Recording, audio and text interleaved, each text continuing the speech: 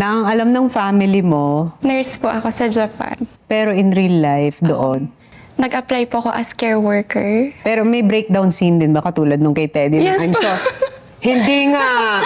Nag-sorry po ako kasi, pero ako po mismo yung nagsabi po ng totoo. Nung parang feeling ko able na ako na masupport po sila, doon ko po inamin nung nakilala na po ko as Chanela in Japan. Okay, kwento mo sa amin. Paano nagkaaminan? Paano yung eksena? Nag-apply po ako kasama si Kevin as care worker. Basta mapurso ko po yung dream country ko. So, yung family ko po, medyo nag-o-oppose po sila kasi gusto po nila sa UK, sa US, kasi nga po, nurse po, mas malaki po yung Kita. po doon. Yun po yung parang paniniwala nila. And then, nagkaroon po ng pandemic. 2 years po kaming na-stuck po dito sa Pilipinas while waiting po sa application po namin sa Japan. Sobrang naguguluhan po talaga ako. Gusto ko na pong makatulong since nakikita ko po na magka-college na po yung kapatid ko. Since po may family na po yung kuya ko, ako po yung nakatoka na magpaaral po sa kapatid ko. Parang part of me po, ayaw ko pong i-give up yung dream ko na mag-Japan po.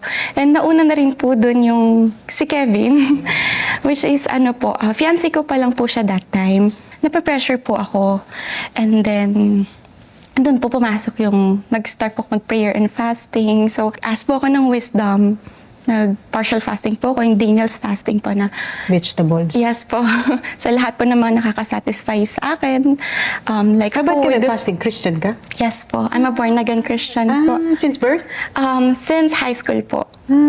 So Yes. Christian yung family mo? Yes po. Oo. Kasi yung fasting, di ba ginagawa talaga yan? Prayer fasting po ako. Doon ko parang na-proof po na sobrang faithful po sa akin ni Lord. Kasi after po nun, kasi close pong borders ng Japan eh. So, after po ng prayer and fasting ko, kinabukasan po nun, dumating po yung news from Japan na nag-open po yung borders. Grabe. So, right after po nun, sobrang nagulat po ako. Parang, eto na talaga yung leading sa akin ni Lord. Yun nga lang po, parang, napilitan po ako na mag-lie sa family ko para na rin po maiwasan yung pag-aalala po nila. Nag-work po ako sa isang facility, elderly po, parang home for the aged po. Since malalapit po ako sa mga matatanda po talaga, dahil na rin po laki po ako sa mga grandparents, pinili ko po yung work na yon. Since yun din po ang in demand po sa Japan. And yung nasa isip ko po that time, kapag care worker ako doon,